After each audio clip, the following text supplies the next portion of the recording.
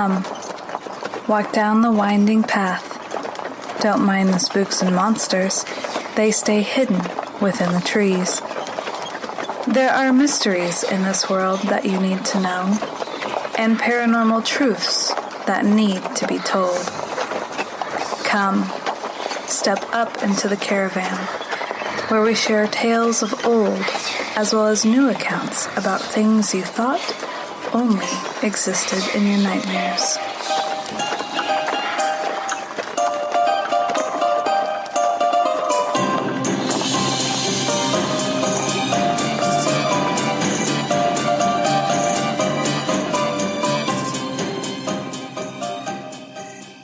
So this will be the last pre-season episode. Yes? Yes, it went by really fast. It's hard to believe, and it just makes me that much more excited for the actual season in October. Like, I'm just, I can't wait. I'm super excited, and I'm really glad that Steve was willing to come back and talk with us again. Yes, Yeah, thank you so much. Thanks for having me back. Yeah, we love you so much. Oh, thank you. I love you guys too. So this is also not only the last episode for the pre-season episodes, but it's a follow-up to the episode from last week. Where we talked I about, can't wait to hear your stories. Yeah, we talked about cursed objects. We were hoping that Steve would have some stories as well to share about cursed objects, haunted objects. Nope, not a one. Not a one. No, I love it. Nah. I've got a few. Yeah, I was going to say, I don't believe you. I've been found out. Now, if I remember correctly, didn't you tell me that there's this troll bridge near where you live? Yeah, that's here. It's in Columbia County. And I've got a video about it on my channel. It's an old, no longer used railroad trestle that goes over a little windy mountain road. And the local legend is years ago, some lady put a troll on it. She had to go that way to take her kids to school, and she'd put a troll doll on there to give them something to watch for in the mornings, just a bit of fun. And then I guess other people or somebody started putting more troll dolls on there. And these are the ones like from the 60s, I think, or the 70s, the little ones with the bug eyes and the spiky colored hair. They still make kind of a version of them. There was one in the news lately that does something it wasn't supposed to do. It had a button that needed say and do some things that you wouldn't expect. But anyway, and these trolls just kept showing up, and kind of ebbs and flows. Sometimes there may be only 30 or 40 on there. Other times there may be 100 or more of them there. Some of them are way up in the trestle, and it's probably 20, 30 feet high. And the only way you can get up there is either to climb up from the ground or climb down from the top if the one's way up in the crosswork there. But yeah, there's other spooky legends about it that people going through there at night, and it is a scary place. It's in the dense woods. There's not any houses or anything around there, but people have heard like children giggling and things like that, whispering. And there was another local lady that had stopped one day just to look at it, and she saw a troll doll that she liked. So she's just like, well, it's out here on the bridge. Nobody cares. She took it. And as soon as she got it into her house, she started having all these strange things happen. She lived alone, didn't have any pets or anything. And she would hear like little tiny footsteps at night, hear the giggling, and the doll would move. She would find it in different rooms, or if she put it up on the shelf, it would be sitting in a chair the next morning and things like that. And she got really, really spooked and took it and put it back. And that ceased the strange phenomena. So you can take dolls and leave them there. And it's also good luck if you find any that have fallen to put them back up on the trestle. You don't have to climb up just as high as you can reach. That's good luck. But if you take one, it's bad luck. It's like there's certain places in Hawaii where you're not supposed to take rocks and things. Mm-hmm. Bell Witch Cave, which we've talked about Yeah. extensively. I know you have a good story about that one. Mm-hmm. Yeah. We touched upon that a little bit in the last episode. There's people aren't supposed to take rocks, but they do. And there was a of course, when you go to the cave, there are letters in the gift shop where you wait before you can get on the tour of the cave. Letters going back from the 90s of people saying that they took a rock and they mailed it back, and please put it back in the cave because my life's falling apart. Hmm. And then they have dolls there that you can buy as well that the owner paints up. And I talked about Sasha last week as well, and Sasha's the name my daughter gave the doll that we took. And actually, the Small Town Monsters crew is down there as of this recording. They'll be home by the time this comes out, but they're down there filming for Mark of the Bell Witch that'll be coming out in December. And I made arrangements for them to bring me another doll from the Should have told them cave. to get you a rock. No. Nice. See, The bad luck would be on them, so that they wouldn't know. Bring me back a rock. oh no, they're completely aware of it because when Oh. they a little bit I don't know, I don't think they were expecting it, but when they saw the picture before that she arrived in their custody there, Seth was like, "What are you doing to me? Why are you?" So I guess her name is Blair. We've already decided Blair the witch, and I have been informed that she is only permitted to sleep in the car. He's not bringing her into wherever they're staying. I think she's getting cold at night, but I guess he'll find out if she's upset with him. I'll hear about it later. But Maybe yeah, he'll come out, the car will be running with the heat on or something. maybe. But my friend that got the doll for me, she works at the cave down there, and she was coming in for an interview, and so that's how they were able to meet up. And she picked the doll up on Wednesday, I believe. So kept her overnight. The doll freaked out her whole family, her husband, her children. They were all terrified. That's awesome. Yeah. And the next morning she sends me a message. So the morning before she goes to talk with Seth and the rest of the crew, she sends me a message and says that while she was getting ready, she felt like her dog was pawing at the back of her leg. And when she turned around, there was no dog. The dog was actually asleep in the other room. There's nothing.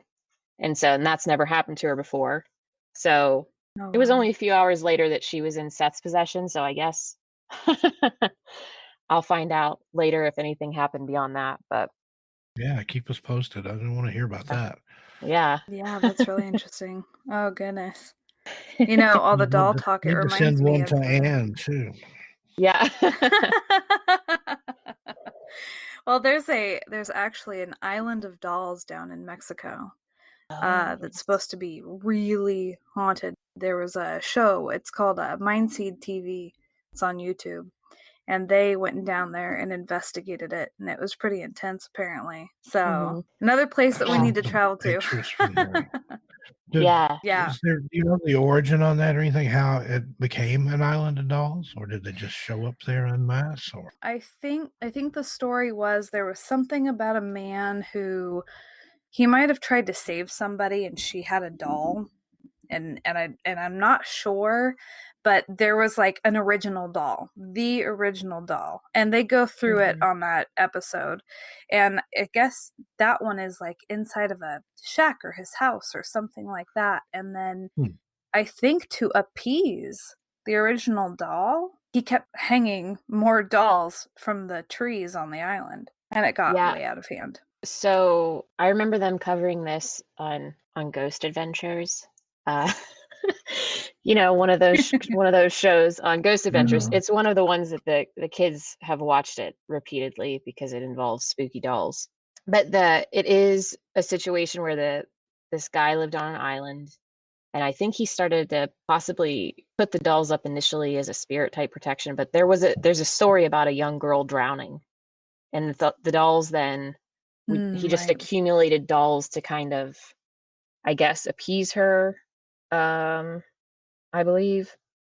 Yeah, okay, so if you go to Wikipedia, everybody's favorite site, they say that there would be something about the girl wanted dolls, and so, I want my doll, and they just add more dolls. And I think now I would assume that anybody that goes there, you should probably bring a doll, right? Take a doll I think with that, you. Take a sack Yeah, full. yeah, that for sure. don't take one, but bring one. I would think that would be fun. I saw that episode of Ghost Adventures, and wasn't there one that, like, it either spoke or, Oh yeah. the little talk box that they have, or opened its eyes or did something? I remember they were filming it, and it did Hmm. something and scared Yeah. them. I don't remember exactly what happened. Yeah, that it made a noise, and there wasn't any, or there weren't any batteries in it, I believe, when they checked it. So it shouldn't have been able to make a noise. Yeah, I've Yeah, I had that remember that. happen before. I had a Furby that was my daughter's that it had been in the closet for years, and I heard it one night in the closet making the little Furby noises, and I thought, "Well, I don't see how it's doing it. Those batteries bound to be dead by now." So I opened up the closet, and it's sitting there with its eyes open. I took it out and went to take the batteries out of it, and there were no batteries in it, but I know I heard the thing. It's just for a few Oh seconds, but man. if you've ever heard the Furbish, Mm. it's very recognizable. Yeah, Oh yeah. it is. Um, I have that. I have a Furby here. It doesn't work anymore. It was one that I had, and then I have another one that looks like Gizmo. It was a special, like, limited Oh, thing they did. It looks like little Gizmo. He's cute, but he's a cute. Furby, and they look kind of creepy anyway. The Mhm. Furbies did. So I Right. definitely don't want just randomly talking. That would not be good. Yeah, another thing too is music boxes. I mean, now as an adult, of course, I understand that the mechanisms inside can eventually kind of move, and then it starts Mhm. the music and the ballerina dances or whatever. But as a kid, when Yeah. that would go off just randomly, it terrified me, and I would just freeze, and I'd be staring at it. I swore up and down it was a ghost. Yeah, I had no. one that had belonged to my grandmother that was given to me after she died, and sometimes it would do that. It would randomly just play 2 or 3 notes, and I Mhm. finally took the little piece of metal out of it that makes the notes, so it couldn't do that Mm, because it was quite disturbing, and I mean, right. I never wound it up or anything. It just sat on a shelf in my bedroom, but it would occasionally Wow. ding, ding, 2 or 3 notes. It was, Laura's Oh. theme was the music that was on it, and I can't remember what movie that's from. Mhm. I'd have to look it up, but yeah, it was a recognizable tune, but it would play 3 or 4 notes, and but I never wound it up, didn't mess with it, didn't touch it, and it would just occasionally, but it was because my grandma was kinda spooky anyway, so Wow. Now there was one, since we're on the topic of, like, music boxes and dolls and things, there was one doll that we didn't discuss last week, and I don't know how she slipped my mind, Mhm. but Annabelle. We didn't discuss Annabelle. the one that sits in the glass box, do not open under any circumstance. Right. You know what? I'm gonna be honest here. And maybe this will surprise everyone, but I don't know if it's just because I have a personal fear of dolls, but I honestly, I do not know anything about Annabelle.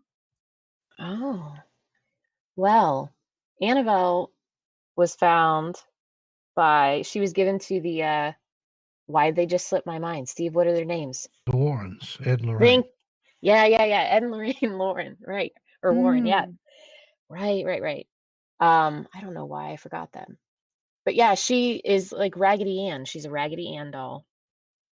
And really? she's in a case, like Steve said, there's a sign Hmm. on there that absolutely do not open.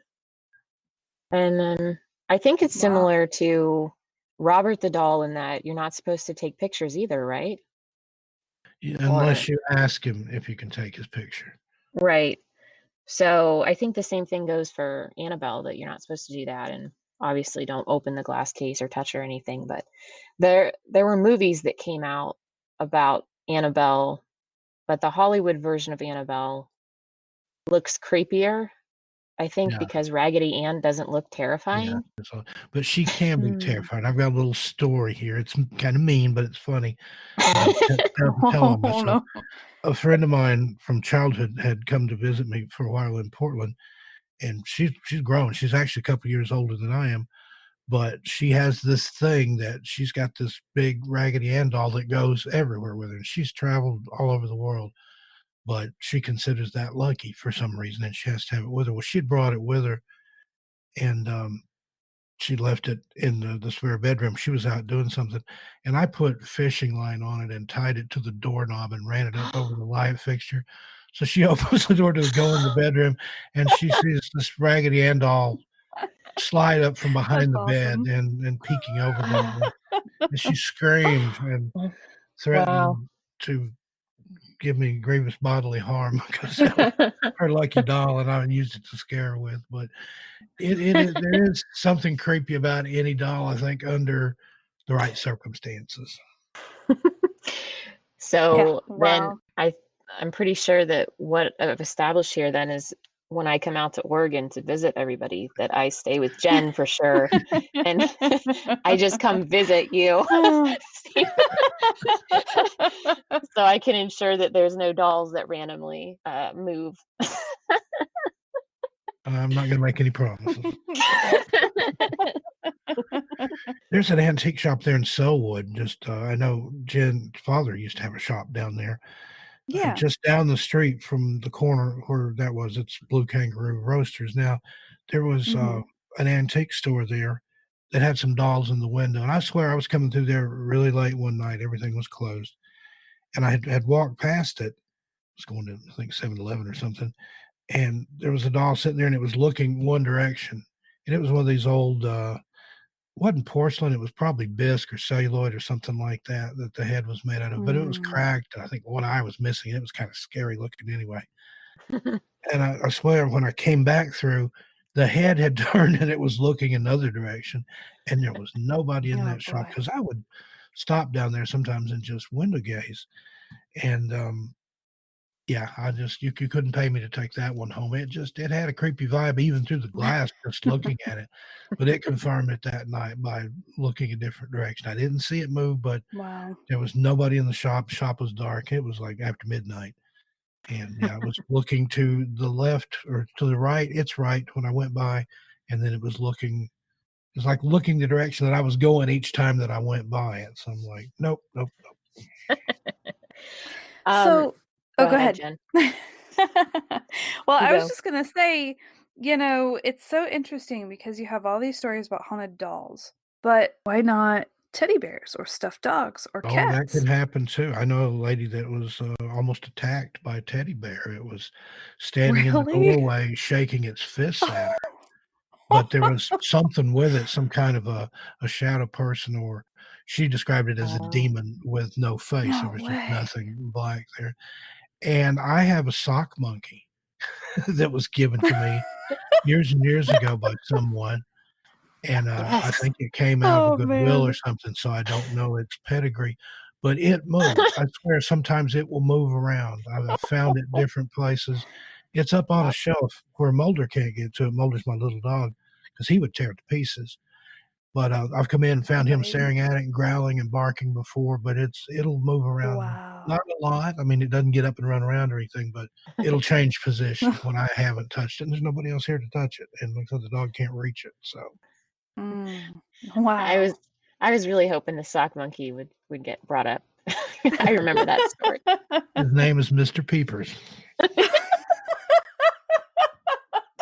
Oh, I love it. He whispered that to me one night after I first got him. There you go. See? Wow, that's great. And you listened, and that's probably why he isn't up terrorizing you. Yeah. He likes to watch my wallet. If it's when I'm getting ready to go to bed or whatever, and I'm emptying out my pockets, I put my wallet over there, and I have to tell him that I love him and that he's doing a good job. And He's but if I he's don't watching. do if I don't do that, and if I don't put my wallet over there, then he gets offended. Wow. I love it. I love it. Oh, I But, yeah, wanted I've to. probably had it 15 years or so, but it was used when I got it, so no idea where it came from or any backstory on it. It doesn't really Wow. look that scary, but I don't know if I get up in the middle of the night and there's no lights on or anything and I kinda see it over there, it's like I know it's watching me. Oh.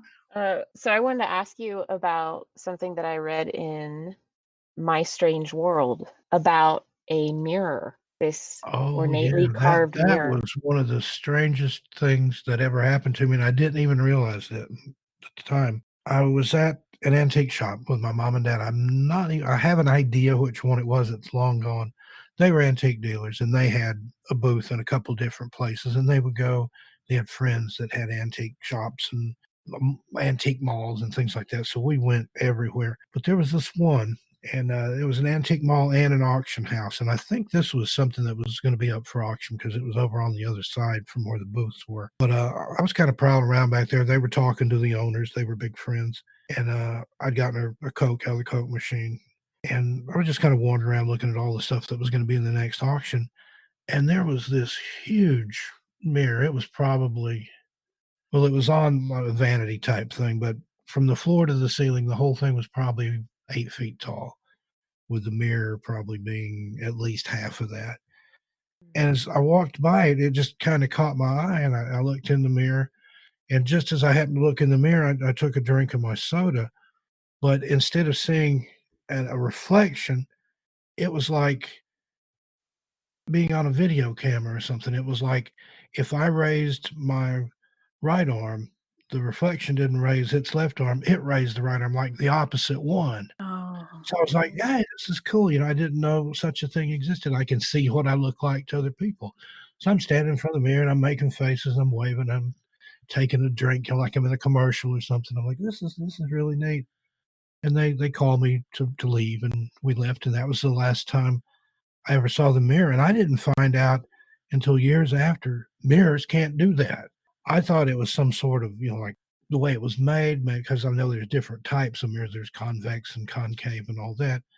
But from what I recall, it was just Wow. flat and, the silvering was coming off of it in places. It had black blotches and things on there, but it was a really dark wood, probably ebony or something like that, and it was very ornately carved. It looked very Victorian, very Gothic looking. I'd love to have it now. But, yeah, the thing I said that to this day, I can't explain it, and I know what I saw because I stood there for 5 or 10 minutes playing, in front of it because I was liking being able to see what I look like to other people instead of a usual reflection. So, no clue on that one, but somewhere somebody's got an Wow. ornate mirror that shows things the other way around. That's fascinating. And I wonder how, like, my curiosity is, did it continue to do that? Or Yeah, that was was my there thought. Did it just something do it that time, or was it right, the planets aligned or Stonehenge or something, and it just happened. Had a something in it? painting that, Mhm. of an old building, it looked like, a castle or something, and it was all the windows were dark except for one little window up in the tower, and I remember my cousins and I used to talk about, we'd make up stories of who was in the tower and why there was a light on and stuff, and then one time, I went over there, and the little window was dark. I mean, I climbed up on the couch arm and looked at it, and it was like it hadn't been painted over. It was, it had the craquelure and everything of the original paint. And I thought, well, that's weird. And then the next time I was there, the light was on again. And then I Wow. read later on, I think it was in one of Frank Edwards' books, about a similar painting and almost the exact same circumstances. The kids would gather around and look at it and try to make up a story about why the light was on. And then one day it was off. And they asked I think it was their uncle that had it.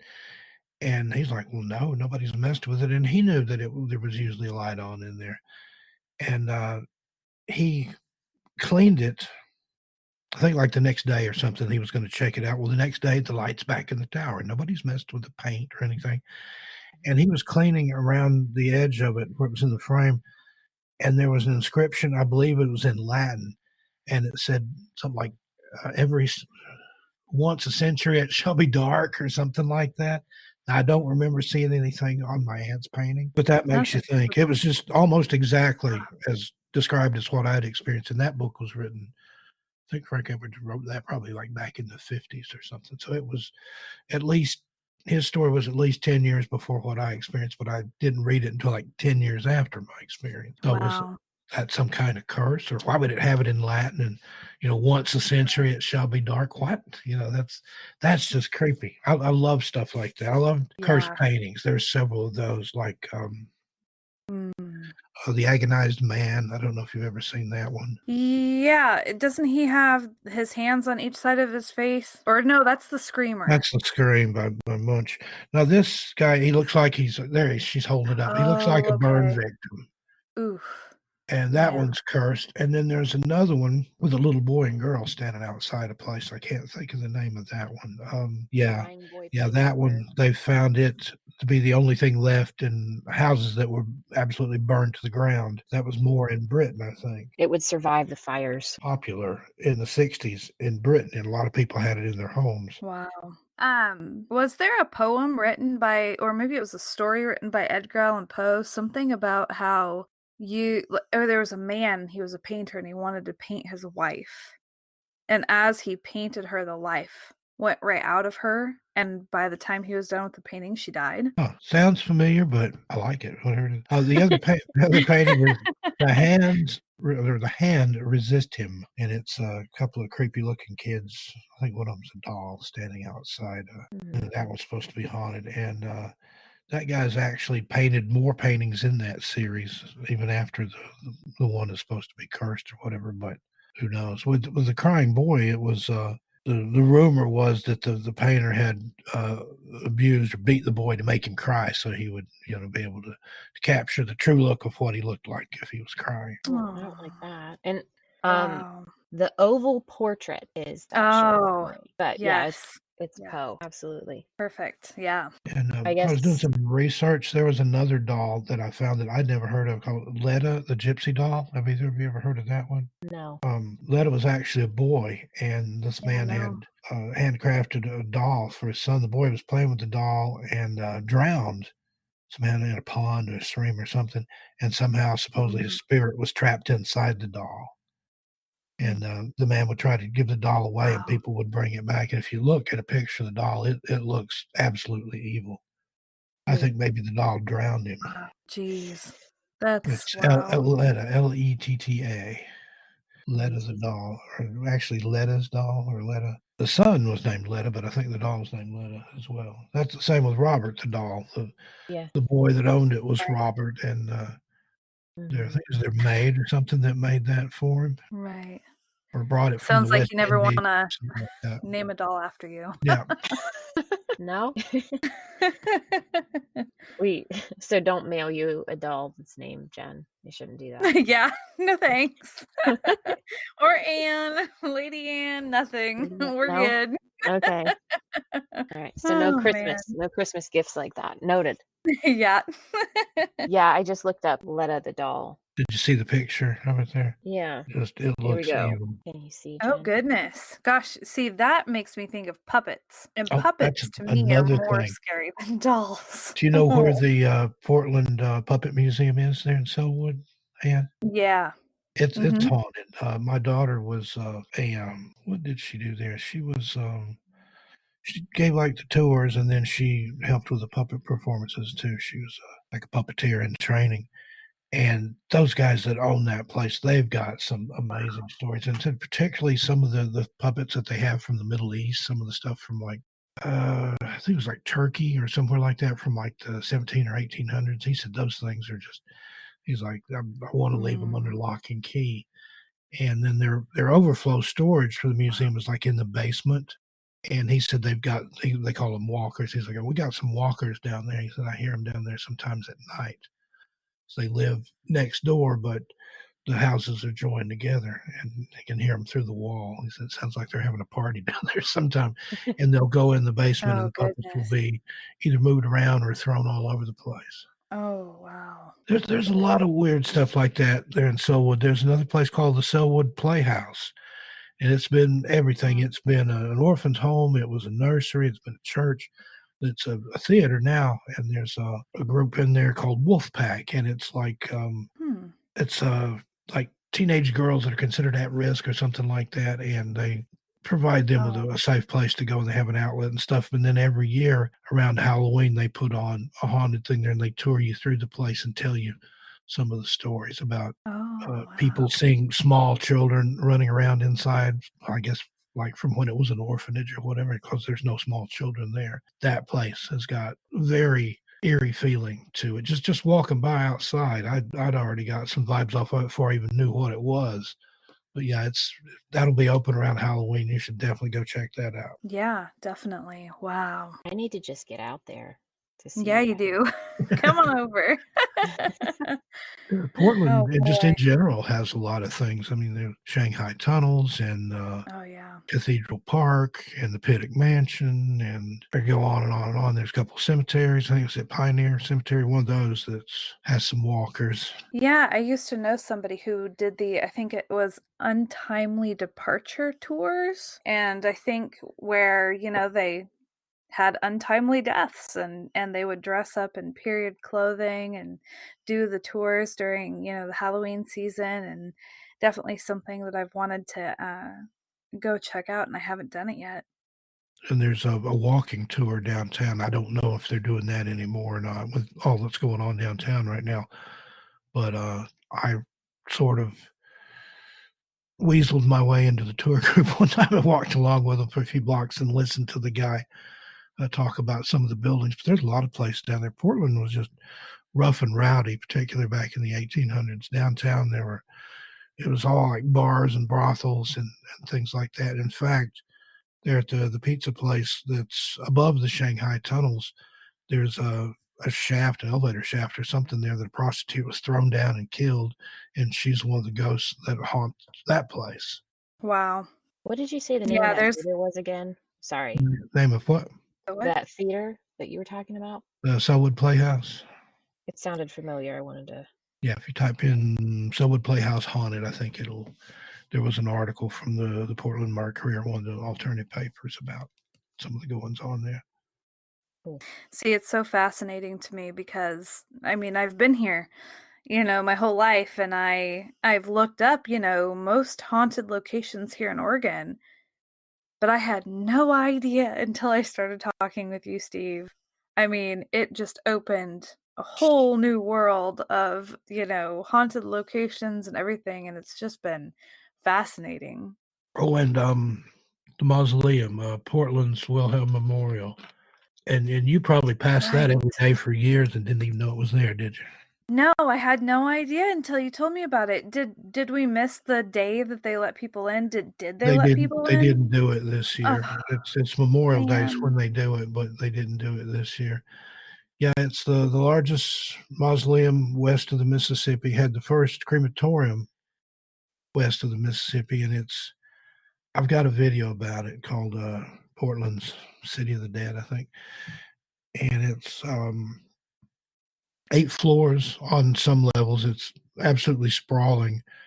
Um, the back of it that faces the wildlife preserve there, it's the highest outdoor mural in the United States, and there's something crazy like 80,000 remains that are interred there with room for another Wow. 20,000 more, I think. A lot of them Oh, are cremated, but there's a lot of bodies there too. Place is huge. I went the last time I went on Memorial Day, according to my phone, I walked like 3.5 miles, and I still didn't see wow. everything on every floor. Goodness. But it is Wow. amazing. There's just little twists and turns and room after room Mhm. and little nooks and crannies, and, they've seen ghosts there. There's a ghost cat, and then there's a figure of a man that they've seen, I think, near one of the marble staircases or something, but it's got an eerie feeling, especially, in the children's areas, and, you can see where Um, when there was other pandemics where it wiped out, whole families. It'd be mom, dad, and 2 or 3 right. kids all with the same date there or close to, Mm, and, and then right behind there on the other side of the game preserve is where Oaks Amusement Park is. So there's certain places where you're, like, walking through this mausoleum, and you can hear, like, carnival music coming through because it comes through the windows in the back oh, there. that would be oh boy, that would make quite the video. Yep. Yeah. with that background music. Oof. That adds extra creepiness and gets too close to clowns for me. Oh, yeah. Mm-hmm. And then Oaks No, I get Amusement there. Park itself, it's haunted. They see a little boy there running around like in close in the 50s or 60s or something. And then what's the island in the river just north of Portland? I can't think. Jansen Beach. There's an island up there. There used to be a Yeah. big carousel up there that was haunted. And I read the most chilling story about that where a woman was taking her son on there and he kept looking toward the middle. One of the panels was off and you could like see the inner workings of the merry-go-round. And he Oh, kept looking right. and he's like, Mommy, I don't want to go under there. And she's like, well, no, you can ride here. And he keeps Oh. looking at it, keeps looking at it. He's like, Mommy, there's kids under there. And it Oh. turned out a couple of kids had ventured in there when they weren't supposed to and were crushed to death by it. And that's, from what I understand, it's not there anymore. It's dismantled and it's in a warehouse somewhere.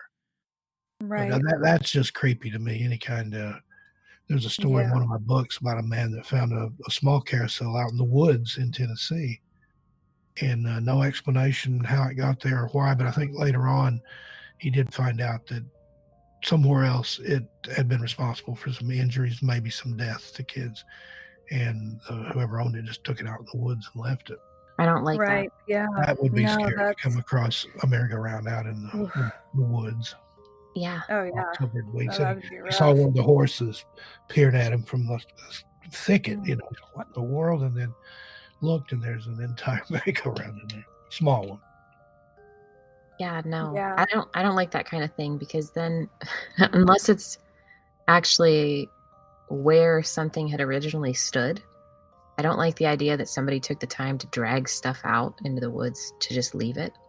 That happens a lot, and Yeah. it usually has something weird associated with it. There's another story I've got there where there was a ticket booth from a drive-in theater that somebody had drug off out into the woods, and there was a homeless guy living in it, and then he got killed, and then the kids that used to go back out there and hang out there with him, they would hear like somebody in there crying and stuff after he had died. They wouldn't go back in there. Well, So yeah, anything that's moved from its original location, then it seems to attract spirits or something. I don't know. Don't have an answer for that one.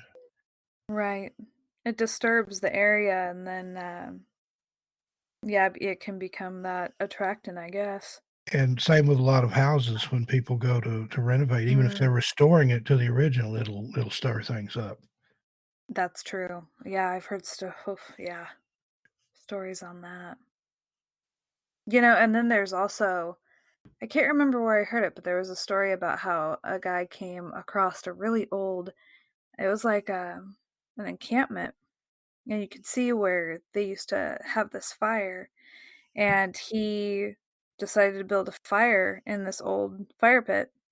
And after he did that, it was like he woke everything up in the area, and you could hear the voices and this chanting or this, you know, different, I don't know, and it was just chilling to think that you could, I don't know, activate a recording, basically a time in history that, you know what I mean? Yeah, I've heard stories about that where somebody cut their finger and dripped some blood on something, and then it was just happened to be somewhere where there'd been rituals held before, and it's livened things Oh, back up. goodness. Wow. Oh, So, man. so be careful where you cut your finger, I guess, Yeah. or at least where the blood drips. Right. Noted.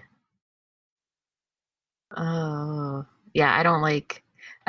Part of that reminds me of the whole idea of residual hauntings, that things Mhm. just kind of play on a Oh, feedback yes. loop.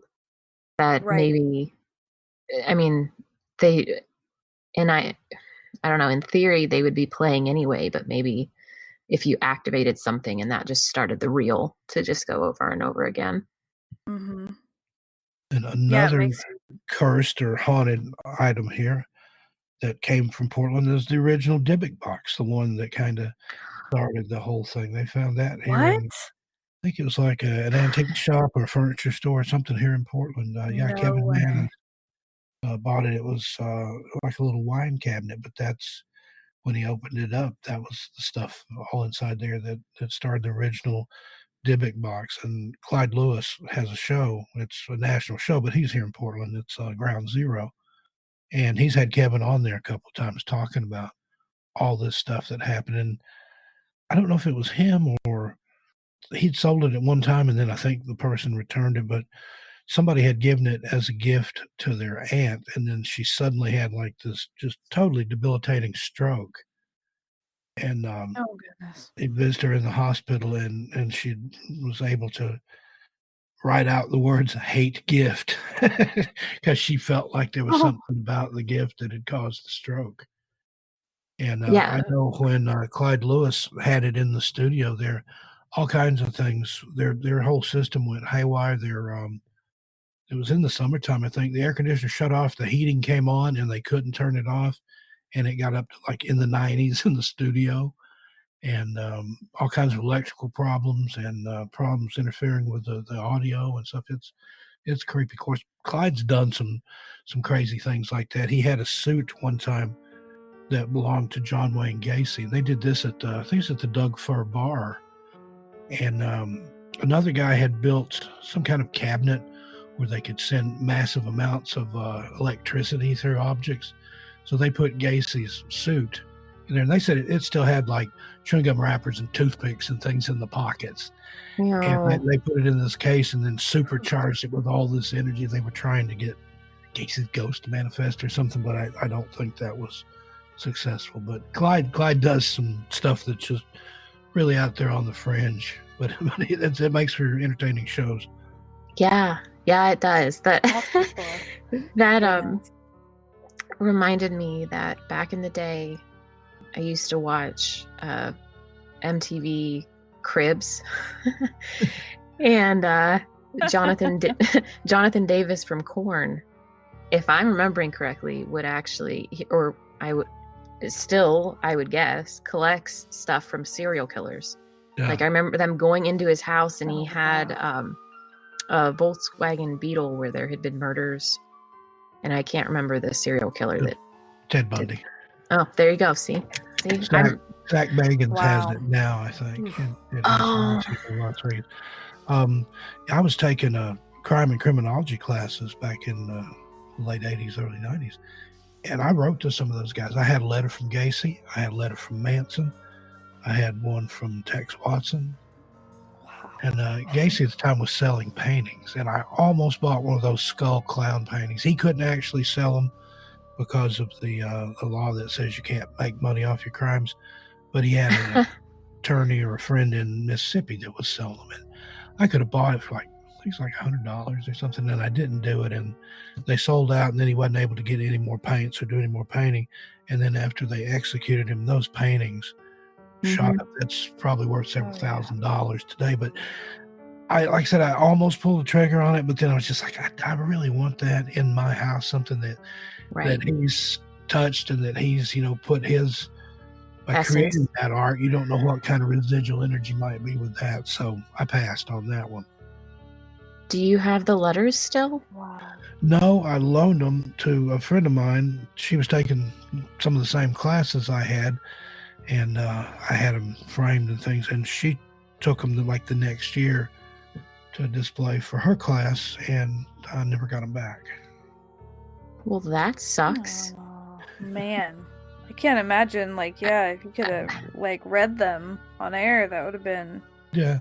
Gacy's was just, de rigueur. And same with Tex Watson. Tex was talking about, he has a prison ministry called Abounding Love Ministries, and he was talking a lot about that. But the letter from Manson, it was pure Charlie. I mean, he was talking about, I'd mentioned something about computers, that I was running a BBS at the time, and I was doing a lot of true crime stuff on there. And he's like, yeah, man, that's where I'm at. I'm a zero with a slash through it. Everything's 1 or 0, black, white, good, bad. And it was just this total Charlie rant on the letter. I'm like, man, this is awesome. Whoa. And he signed it Easy Manson, and it had a little swastika on it. And that little synchronicity, this is August the 8th. This is the night of Helter Skelter. This was the 51st anniversary, I think, of the Helter Skelter murders. It was either last night and tonight, or tonight and tomorrow night.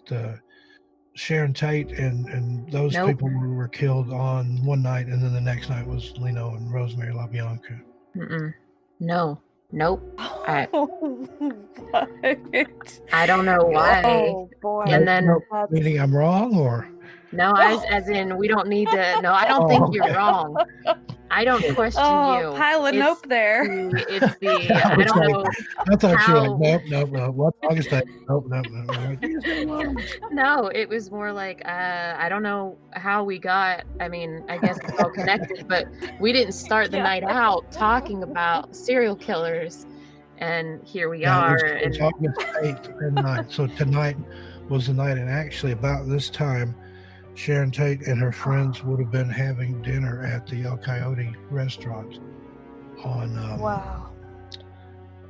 It's on Fairfax. I've been there. I was actually there on August the 8th once and sat at the table that they dined at. That they call it the Last Supper. That was where they dined before they were murdered. But yeah, that's a busy place tonight. It was hard to get that table. I had to share it with a bunch of strangers, but it was the table. So yeah, I like some weird stuff. But Scott Michaels, my friend out there, he did the Dearly Departed tour. He doesn't. I think he still does those. He had the like a murder memorabilia museum out there too. But if he's still doing them and you have the chance to take that Dearly Departed tour, it is amazing. He takes you all around Hollywood. They drive you around. Used to be in a hearse. I think they've got like a 15-passenger van or something now. But they take you to the sites of all these famous deaths and murders and other strange things that have happened in Hollywood. And he has a specific tour of just the Manson sites. They take you out to Spawn Ranch there in Chatsworth and some of the other places. There's a burger joint up north. I can't remember the name of it, where they would take you. And Charlie used to sit outside there and eat a drink of Coke or eat French fries or something and wait for Squeaky Fromm to finish, or no, Susan Atkins to finish her shift at the strip club across the street. So but the Manson stuff still, I mean, for something that happened so long ago, it still gets so much press, and you hear people talking about it, and it's just one of those cases that really touched a nerve and stuck. And they had that recent movie from Quentin Tarantino that kind of made things end a little differently than they actually did, but it's one of those things people never stop talking about it. And I remember when I was a kid, I remember when it happened, but then when things really kicked off was when the trial started, when I think it was in 71 or 72, and that was the news every night, today in the Manson trial, because at that time, that was the longest and most expensive trial in the country. And, here was the boogeyman on TV, and he was one of those people, I think he was a shapeshifter, because if you look at some of the different pictures of Manson, he would physically alter his appearance. He would look so different from picture to picture to picture. I mean, you could still tell it was him, but I don't know. There's something about him. He had that evil, charismatic quality, like Hitler or like Jim Jones or people before and after. But so happy Helter Skelter, ladies. Yeah, great. Thanks, Steve. Oh, goodness. Thanks. Well, and this is the first time Caravan has ever dipped its toes in true crime, I believe. That's another one of my fortes. I wrote for a lot of true crime magazines and things back in the late 80s, early 90s. I've covered some cases that would make your toes curl. And I mean, go and sit in court, like Kentucky Vampire Murders and the Papa Smurf murders, the Rocky Top murders, and that's just around the East Tennessee area. Wow. You said Kentucky Vampire Murders? Yeah, that was Natasha Cornett and her friends that they're also known as the Lily Lid murders. They were family of, I think they were Jehovah's Witness, and these other kids were from Pikeville, Kentucky. So if you've watched Hellier, you know that Pikeville is a center of some strange goings on. In fact, the hotel that the Newkirks and the other guys stayed at there in Pikeville is the same hotel that Natasha and her friends stayed at, like back in the 80s and the 90s. They would go there on the weekends and have parties and drink each other's blood and they tried to burn 666 into the carpet one time and got kicked out. Same hotel, and they're sitting in there in Hilliard doing a tarot reading, and that's one of the other things that this group of people did. And I think really it was probably just disenfranchised kids. Yeah. I mean, Pikeville, Kentucky, it's Appalachia, it's hardcore Appalachia, and these were goth kids Wow. in the 80s and 90s. So you're going to be really out of place there. Right. And they just kind of kept to themselves. But somehow they ended up murdering a family of Jehovah's Witnesses that were trying to witness to them in a Mm. rest stop. And the little boy survived. He's a grown man now, but it was horrible. I mean, they shot him and ran over him with a car. And Oh my gosh. but there's been some dispute as to who did what. But all involved are still in prison as we speak. I know. Can't think of the other girl's name, but she was trying to get an appeal, saying that she just went along with the rest of them. What year was this? Oh, man. I want to say like 87. Let me take a look here. Because I went and sat in court for that one. It was fascinating. Mm. But that was the whole angle that the prosecutors and the district attorney played up, was the whole, they're Satanists, they're Gothic, they wear black and listen to heavy metal. It's like, Well, sure. Height of the satanic panic then, if it's in the late 80s, early 90s. oh, I'm looking it up. That's later than I thought, 1997. Oh, wow. Okay, so Goodness. April 6, 1997. For some reason, I was thinking it was like the late 80s. But yeah, that was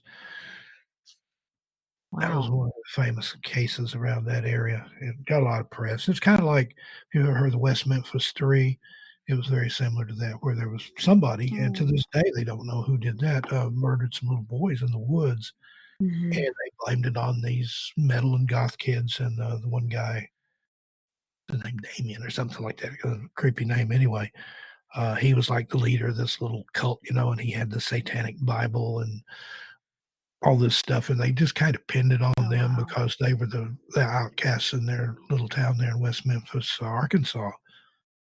But they were eventually there's a lot of celebrities got behind that and got them released. But again, it still doesn't solve who murdered the little boys. Right. That's so sad. Wow. So, Yeah. yeah, I've gone down some dark rabbit holes.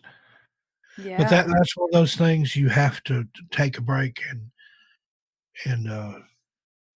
push yourself away from it sometimes, particularly with the serial Yeah. killers and stuff like that, because when, like Nietzsche said, when you peer into the abyss peers into you, and it can draw you Right. in.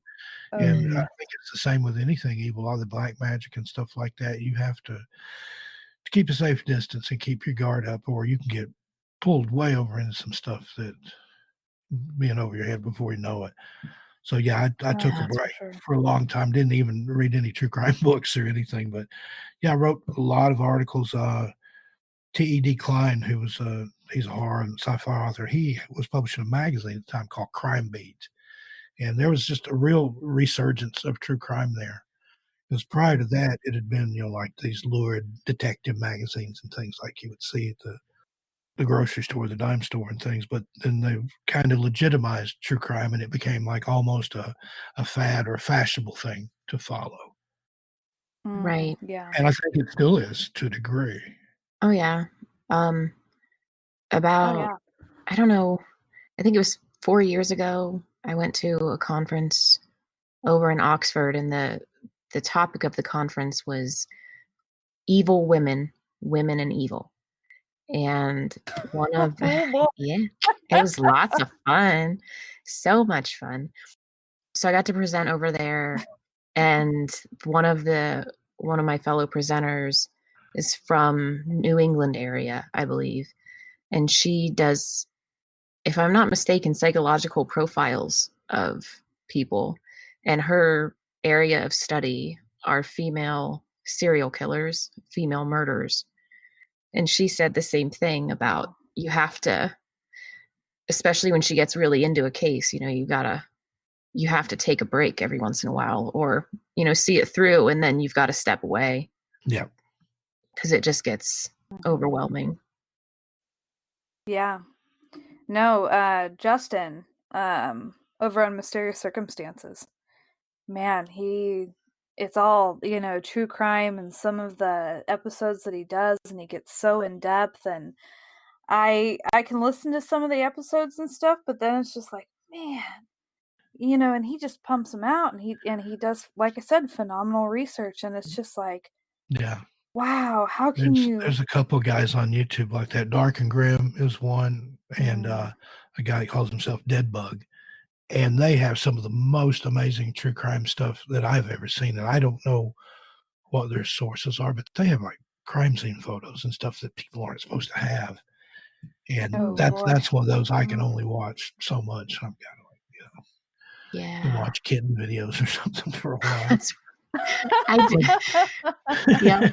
yeah. Yeah, I absolutely do that whenever when things have been too stressful. I absolutely look at kitten videos. So I'm with you on that one. Pamela Smart, do you remember that one? It was a New Hampshire case where she was a school teacher, and that was the way they built the case. The murderous, sexy school teacher. She'd had an affair with like one of her 15-year-old students, and then tried to convince the kid, or maybe did convince him. I don't remember now. A lot of this is lost in the mist of time. But anyway, her husband ended up murdered, and I think they charged her with conspiracy to commit murder or something like that. Wow. And the kid was in on it, but I had letters from her. She sent perfumed letters from prison because I'd open my P.O. box because I would dare not give any of these people my physical address. Right. I'd open my P.O. box and there was just the scent would come pouring out of like, oh, Pammy sent another letter. That was what she went by. It was Pammy. Who else? Robert Bardo. You remember Rebecca Schaefer, who was on My Sister Sam? No. Robert Bardo was this crazy guy. I think he was originally from Tennessee, but he'd moved around, was kind of a drifter. Well, he developed a crush on this girl, Rebecca Schaefer, who was on a TV show with Pam Dauber called My Sister Sam. And he actually hired a private detective to find her address. And he showed up at her apartment in Hollywood, and I think he gave her some flowers, a box of candy or something, and she just kind of blew him off, like, don't come here. So he leaves, comes back and says, oh, I forgot to give you this, and then shoots her to death in the doorway. And then he fled, and his sister, who still lived in Kingsport, was the one that turned him in, and how they found him. And I corresponded with him for a while. He was way out there. He's still in prison, thank goodness. And then Danny Rollins, the Gainesville Ripper. I don't know if you ever heard of that case. He sliced and diced a bunch of people on the campus of, I think that's U of Florida, that's there in Gainesville, and rearranged their body parts and things like that. Oh my gosh. So yeah, it's like I said, it was just one of those things where it's fascinating, but it's like, looking at a dead bug or something, or a squashed mouse, you poke it with a stick, but then after a while, it's like, I don't need to do this anymore. No, I hear you. I was in search and rescue for a while, as you know, and I was looking into, becoming a police person, and we ended up doing the postmortem classes, and I was done. Yeah.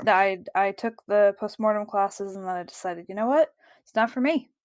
Yeah, I took some stuff like that in the some of the forensics classes, and Dr. Bill Bass, has the infamous body farm at UT Knoxville, where they've I've got heard of that. people that have donated their bodies to science.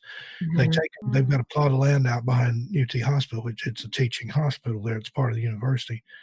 And they've got bodies like in shallow graves. They've got bodies in refrigerators and in the trunks of old cars and things. And then they study through predation and the type of insects and how far along the insects are developed, from to larva or whatever, how long the body's been there. They've actually used that research. Now they can a lot more accurately tell how long a body's been there when they find one through that. But it's a horror. It's a nightmare. And I remember the day that we went, they passed around a jar of Vicks, and you take a big wad of it and wipe it across your upper lip. But still, right, you to help smell with the that smell. stench of death. Yeah, it's in your nose, and it smells like Vicks and death. Is the only thing the Vicks helped with it. But yeah, I took a few classes like that, and I sat in on an autopsy, and just no. I don't see how people do it. I think you Nope. would have to have some great degree of detachment Yeah. if you're autopsying, particularly a child or something like that, or no, I don't see how funeral directors and a girl that I dated back in the '80s now owns a funeral home, and she's a funeral director, and I'm just like, no. I mean, I like creepy man, up to a degree, but no real dead Oh bodies. Thank you. man. Now, if it Yeah. was just bones, I'd probably be okay with that. Yeah, Oh, that's different. Oh. I was yeah. showing Now, Heather some stuff today, an Etsy shop that I found that has all these taxidermied animals and preserved bugs and beetles and stuff. Now that I like. It's under glass, it can't get to me. So right. Yeah. My uncle just called me earlier today and mentioned a place. I have to look into the history of it, but he thinks that it's an old funeral home, since we were talking about funeral homes. And that some odd things have been happening there. I think it's an abandoned house, right? Or an abandoned building right now. yeah. Because a lot of the older funeral homes were just homes. And Yeah, anyway, that's where funeral parlor comes from. yeah. When that became the thing, then you had the living room at home instead of laying them out at home, Yes. which they used to do. They used to lay people out in the Mhm. parlor in their homes. Right. Didn't they come up with the term living room to try to step away Yeah, from? to get away from the whole funeral parlor Mhm. connection there. Yeah. So that's the next Wow. thing I want to try to dive into in the history of the area where I grew up, to see if there's something somewhere about, because as long as I've been aware, there was never a funeral home there. But if so, I want to go check it out. There's one just outside of Selwood neighborhood here in the Milwaukee, or no, what's the other? Can't think of the other. It's on Milwaukee Avenue. I can't. Do you know the name of that neighborhood, Ann, that adjoins Selwood there? No. I can't think of the name. It's like where QVC and all that is. Well, just up Right. from that, there's an old funeral home. And when I first moved out here, it was a nightclub called The Woods. And it was awesome because they had all these creepy bands there and stuff. And now it's like a pizza joint or something. And I was going to go there with a friend of mine, and then she changed her mind. She's like, I don't want to eat somewhere where they used to embalm people. Like, oh, it had been a funeral home in a long time. It's like, I don't care. I'm not going to eat in a funeral home. Well, I mean, I don't blame her. Westmoreland was what I was trying to think of. Selwood, and then the next little area is Oh. Westmoreland, and they kind of run Okay. together in that little area there just before the Brooklyn neighborhood. So, but yeah, Yeah. that it was cool when it was a club though, because it still looked like a funeral home. Had all these long couches and stuff, and I had one of those when I was in college. A friend of mine had driven by a place funeral home, and they had an old couch sitting outside. He's like, "The funeral home's throwing their couch away. Let's go get it and put it in their dorm." And Oh my it gosh. was a couch. It was like 15 Oh. feet long. It was the biggest couch I've ever seen. My Whoa. uncle just happened to have a flatbed truck, and I called him, and he came and got it and took it to our dorm. So we had this marvelous leather couch out of the funeral home, but like 4 people could pass out on it and not touch each other. It was that long. Nice. Oof. That works well for a dorm then. Yeah. It did. It was perfect. It took up one whole wall. And then, as a conversation piece too, wow, where'd you get this couch? Came out of a funeral home, man. Yeah. What? No way. Oh man, that's great. Have you ever wondered about that though? Why would you haunt a funeral home or even haunt a graveyard? I mean, you're already Yeah. dead when they took you there at either place. But Mhm. then maybe that's because that's where the rest of your body is, or that's weird. Because I would understand going back to a place you enjoyed, or going back to a place you hated and haunting somebody, if you're malevolent. But why a funeral home? Why not, do they see ghosts at the shopping mall or at the little lady haunting the craft store? I wonder. Maybe it happens, you don't hear. There was in Oak Ridge, Tennessee, when I lived there, the Kmart was haunted. They would see a guy in there moving around after dark, after it was closed, and it would set off the alarms and the motion detectors and stuff. And then out at the plants out there, It's part of Oak Ridge National Laboratory. It's where the atomic bomb was developed, at Manhattan Project and all that.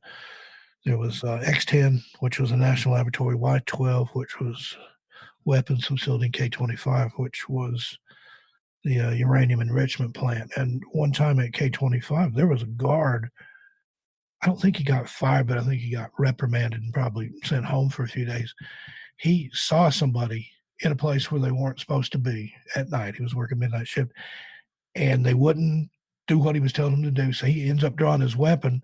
They still won't listen to him, and he actually popped off a couple of shots, and whatever he shot just disappeared. Mm-hmm. And they think it was somebody that used to work there and had come back. Yeah. So Wow. that reminds me, just earlier today, I'm finishing up a post for Shannon for Into the Fray, the Weird Writer blog. And one of the articles that I came across is from the late 1800s about a ghost that was seen outside the Vulcan Iron Works in St. Louis. Mhm. And they were pretty certain, but this will all be covered in that post, but they were pretty certain that it was someone who died recently, a well-known person in the area who had died just like 2 weeks prior.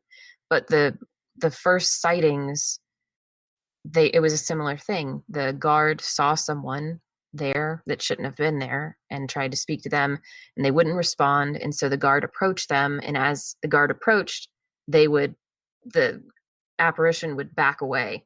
So, as soon as you'd get closer, it would back up. And there is a line in there that they shot at it and it just dissipated. I think the way the journalist wrote it was like a cloud or a mist just dissipated. And then it would reappear though, like behind him. Yeah. It was taunting. There was another place there in Oak Ridge, and I actually talked to the guy. I think I've got this story in one of my books. The company was called QSEP, and that stood for Quantum Separator. And they had a facility there that burned commingled low-level radioactive waste. And the incinerator actually burned so hot that it burned the smoke and the ash and everything. And I know that doesn't make any sense, but that was their claim. So there was nothing escaping. Mm-hmm. And he talked about, he would say things like when they have the deer hunts over there, they check all those deer for radiation, and some of it leaches out. And people would take deer that were so hot they couldn't keep them. They would take them there and burn them. And then also at the hospital, that was where they got rid of their body parts from amputation. So he's like, go down to the incinerator and there's like a trolley cart full of, amputated limbs and stuff in there to go in there. But what happened to him, that whole area, it's called Bear Creek Valley. And it was before the government took that land, it was all like farms and stuff down in there in that area.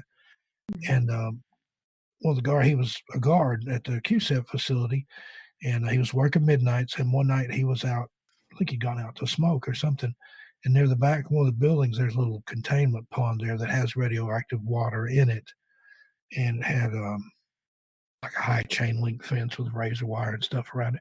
Well, he goes out there, and there's a guy standing out in it. And said it didn't occur to him at first, but the guy was wearing, like, he said, old-timey clothes, like, a big black hat with a brim and a black jacket. And so he looked kind of like the preacher from the second Poltergeist movie. Mm-hmm.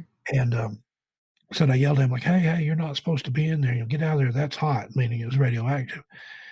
And this person, he turned around and waved and then dissipated. And the guy quit. He never went back. He went right then and clocked out and never went back. He said, okay, I can find another guard job. He said, but that scared the what out of me. Wow. Yeah.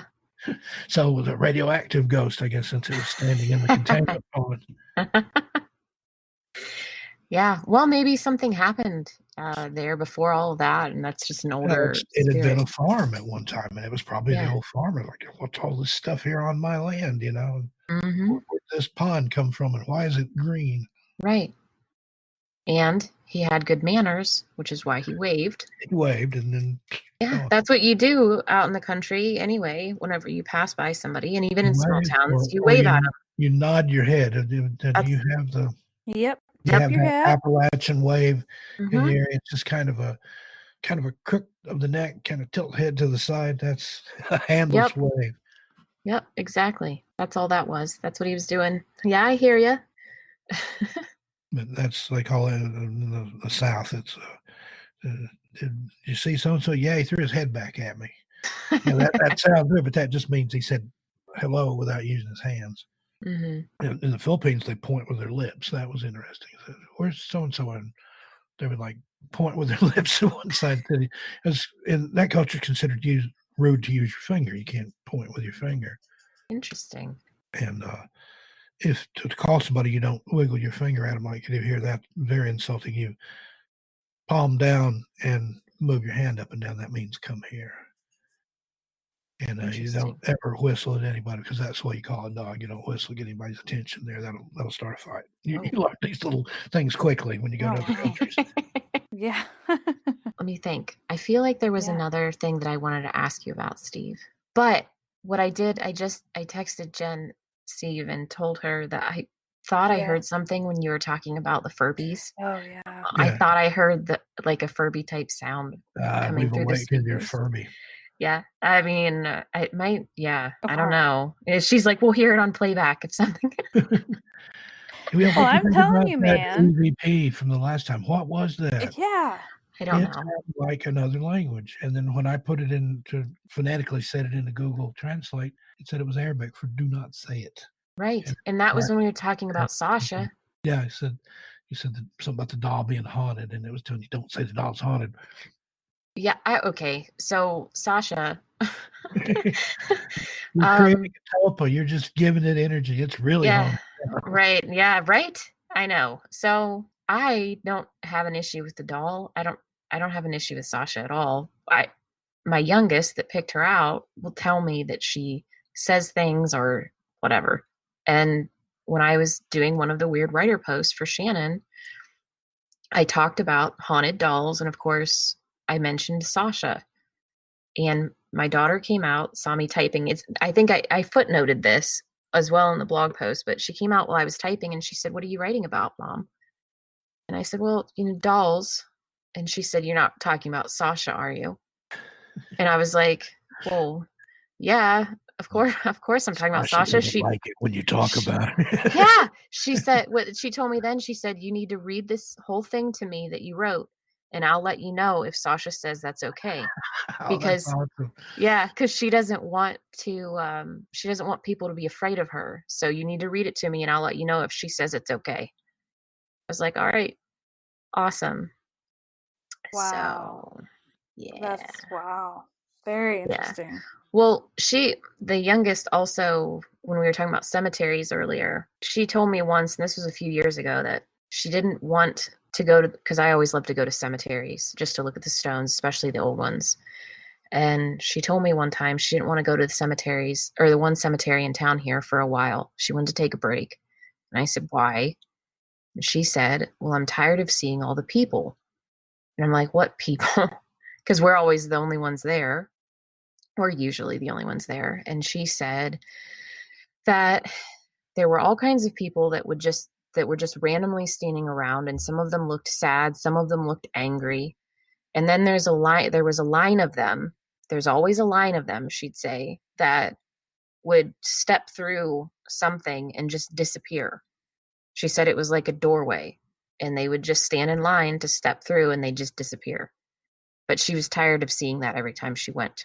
I'm like, oh, okay. That's really incredible. I mean, wow. Right. Wow.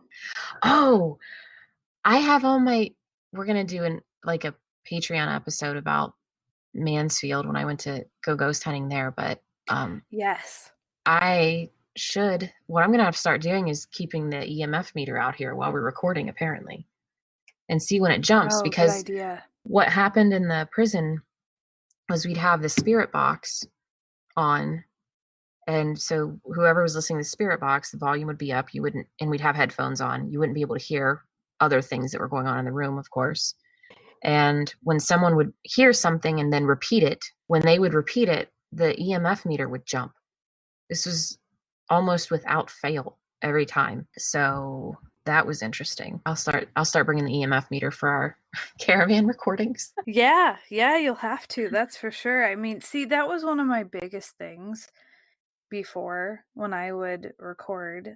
I can edit and it's totally fine and I don't mind editing, but I am going to be honest, and I think I've said it before, I am afraid to edit these episodes because I really have no idea what I will hear back, and that's the way that I've always felt since the beginning. That's why I don't do EMF recordings at home. If there's something here, I don't want to know because I don't live here.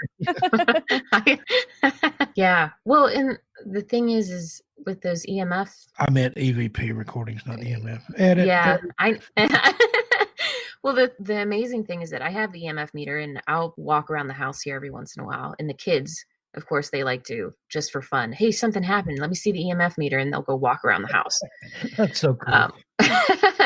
But it doesn't jump here at the house. I mean, if you take it next to the microwave or the TV or your cell phone, it will move. But it's not just randomly moving ever in the house. Okay, maybe once. But other than that, it hasn't done it. But at the prison, constantly stuff was going off. Yeah, now, particularly when you hear stuff. I would agree that would be haunted. There's a lot of pain, a lot of misery there. People died there. People didn't want to be there and hated being there. That I can see being haunted. A prison or a hospital or an insane asylum or some of the tuberculosis facilities and things like that, the TB asylums, all those I think are haunted. I don't think I've ever been in or near one that wasn't haunted to one degree or another. Right. Yeah, there's just down the road from where we are, there's an old hospital it was built to be a tuberculosis hospital. It was shut down a good while ago and they have a big fence around it and people watch it. You can't get in. I mean, you can, but the odds of you getting caught and having issues then are pretty high because they do watch it very closely. But it supposedly has a lot of spirits as well. But I mean, there would have been a lot of deaths, so that makes sense. Wow. Yeah. There's an old asylum, an insane asylum there in East Tennessee called Eastern State. It's in Knoxville. And that one is very haunted. And I think it's finally, they've decommissioned all the buildings now, but there for a while, part of the buildings were abandoned and part of them had people in them. And I've heard, I used to date a girl who was a psychiatric nurse over there, and she told all kinds of freaky stories about seeing lights in places that didn't have any power and people hearing things. And they used to see a guy on a bicycle that didn't exist that would come tearing through the middle of this like estate that it was on. Wow. But it had been there since, I want to say like in the 1800s or something. It was one of the first places that they did a successful lobotomy. So if you think about that, the first successful one, how many unsuccessful ones did they do where they absolutely scrambled people's brains or killed them? So that's that was a creepy place. Fantastic preseason finale. Yes, absolutely. Covered a lot of bases here. I love it. A little bit of whiplash for the listeners. Hey, this topic, that one, this one. And then the next season will be, why we'll never allow Steve Stockton back home again. Steve Stockton gone wild.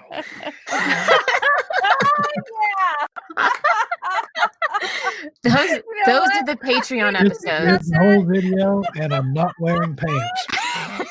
Well, I'll just hang up on. Not you. Thanks for subscribing, guys.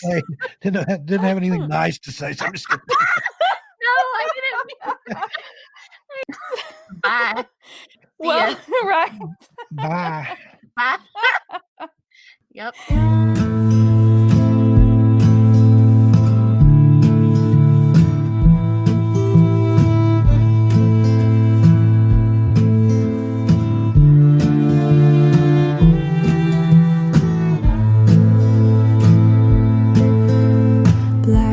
Circles round my head, leaves go up in flames of red.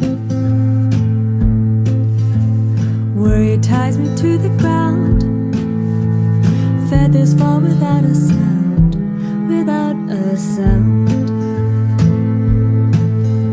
Burn on, dear flame, burn on, there's a light in the fire.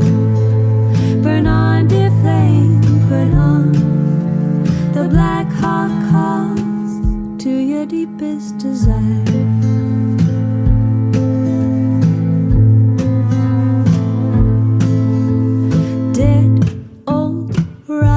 dear. You grow heavy, then you fall, so heavy, then you fall to the ground. I lay in a pile of my broken plans. They turn red and then they fall, so red and then they fall to the ground. I'm making wings black as night. I wait until the time is right. Burn on, dear flame, burn on. There's a light in the fire. Burn on, dear flame, burn on. The Black Hawk calls to your deepest desire.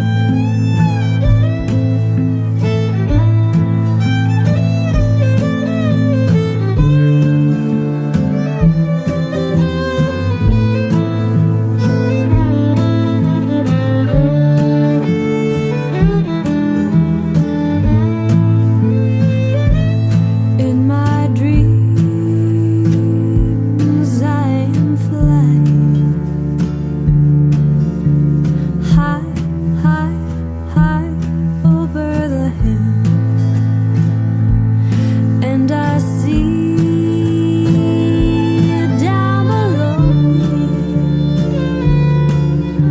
the twist of the river, green grass lay still. And from the ground I rise, lift up my arms, spread feet wide. Burn on, dear flame, burn on. There's a light